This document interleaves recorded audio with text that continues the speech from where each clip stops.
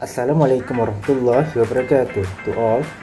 Me and my group members today will be presenting about how advertising can influence consumer behavior, especially Muslim consumers. But before that, let us introduce ourselves first. My name is Luqman Hakim Muhammad. My student number is 2019440882 and I'm from class TIC 1104AA. My name is Muhammad Kamar Aiman bin Zainal. My matric number is 2019239264 and I from class TIC 1104AB. And my name is Abdul Islam Abdul Halim. My number matric is 2019425304 and I'm from class TIC 104AB. Firstly, we must go through the meaning of what is advertising. Advertising can be defined as any form of paid communication by an identified sponsor aimed to inform or persuade target audience about an organization, product, service or idea.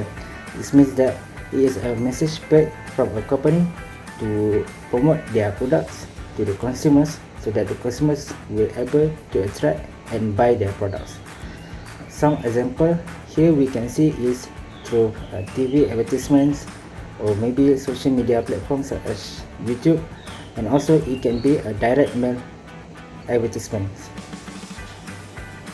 There are 6 components in advertising. The first one is advertising is a paid form through communication.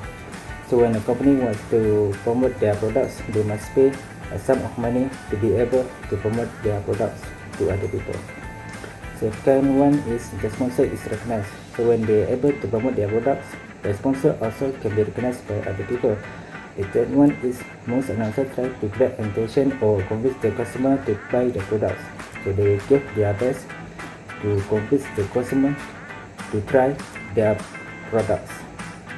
So the fourth one, the message is sent through large scale media. So it is not to a certain people, but a lot of people who can see the advertisement from them. The fifth one is able to reach a huge crowd of capability consumers. So there is a possibility of customers who want to try their products in terms of their curiosity about the products. The sixth one is defined as non-personal because it involves with other people's intention to buy the products from them.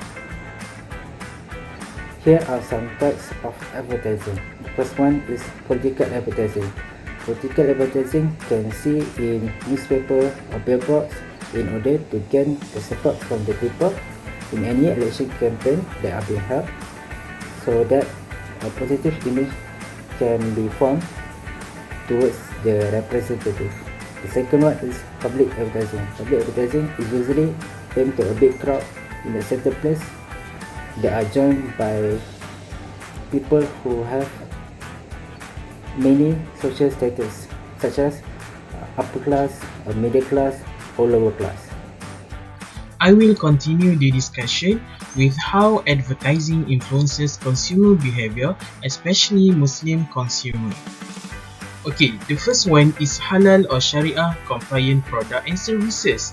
As a Muslim, before buying or obtaining any product or services, a Muslim must ensure whether the product to be purchased is halal and sharia compliant or not.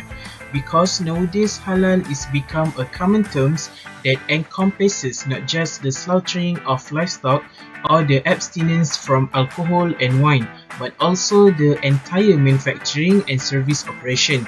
So for the manufacturer or seller, it is necessary to encourage Muslim consumer to purchase their product with the halal product certification in order to make sure that the product is totally halal. Basically in Malaysia, halal certificate will be approved by Jabatan Kemajuan Islam Malaysia or known as JAKIM. So there is evidence in the Quran. Allah Subhanahu wa Ta'ala said, A'udhu billahi minasyaitanir rajim, Ya ayyuhallazina amanu kulu min tayyibati ma razaqnakum, meaning, O you who have believed, eat from the good things which we have provided to you. Surah Al-Baqarah verse 172. second one is honesty of seller in advertising. Business conducted based on honesty will provide a positive impact and profit to all parties who run the business. But for business conducted based on fraud and there is gharar in it, it will cause some parties to have to bear the loss.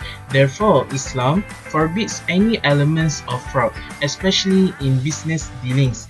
The seller honest and trustworthy attitude causes the consumer to be attracted to buy the advertised product because the consumer believes they will get the product as advertised instead of getting a product that has defects or is damaged.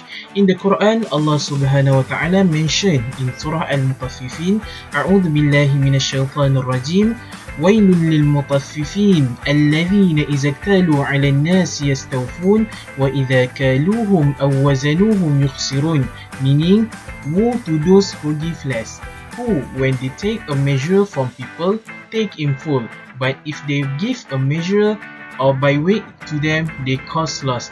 And in the hadith, Rasulullah sallallahu alaihi wasallam said, "An Abi Hurairah anna Rasulullah sallallahu alaihi wasallam qala, man hamala alayna as-salah falaysa minna, wa man ghashana falaysa minna."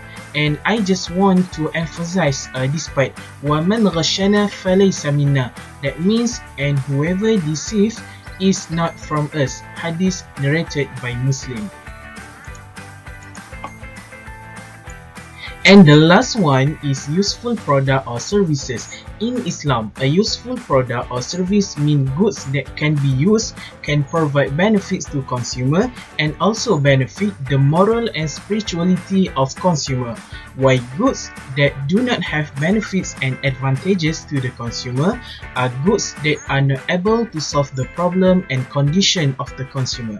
In order to choose the type of goods needed, Muslims need to know the goal or purpose why the goods are needed. So basically, there are three purposes they need to know before buying the product, which is the first one is to meet the needs in moderation, or in Arabic words we call as wasatiyah, kesederhanaan. The second one is refrain from using items that are forbidden in Islam. And the last one is not to be extravagant and wasteful, because Allah subhanahu wa ta'ala said in the Quran, A'udhu billahi minasyaitanir rajim, Innal mubadhirina kanu ikhwana syayatin wa kana syaitanu lirabbihi kafura, meaning, indeed, the wasteful are brothers of the devils, and ever has Satan been his Lord ungrateful. Surah Isra verse 27. Next, I will present about the suggestion for our assignment. The first point is put both Islamic marketing myths and ethical code of conduct will give the best result. Today, we can see many advertisements such as the YouTube and the television that have some bad features. For example, some promoter they promote the product doesn't cover the aura, so it will get the bad reaction from the customer, especially from the Muslim customer, and it will give the negative impact for their behavior.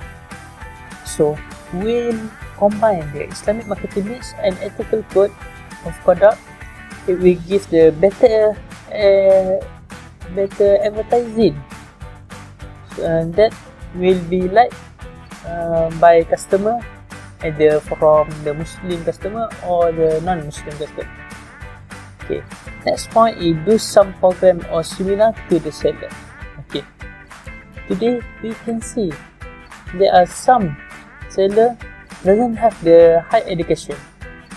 Some of them just have the SPM. So, which the program or seminar that conduct by the government or the other organization, it will let the seller know about the law and how to do the advertising in marketing. So which that it will produce more honest seller, and they will start to keep away the illegal business. Last point is do some analysis after advertising done ad. Sellers can do some research on customer to know their reaction from the advertising and the impact for their behavior. Instead, they can do the adjustment and start to make the future strategy marketing. Then they can produce the more better advertising from the before. For the conclusion, advertising plays an important role in the marketing for promote the product or service. So we have to think before we do the advertising because it will impact to the customer behavior, either it's a positive or negative.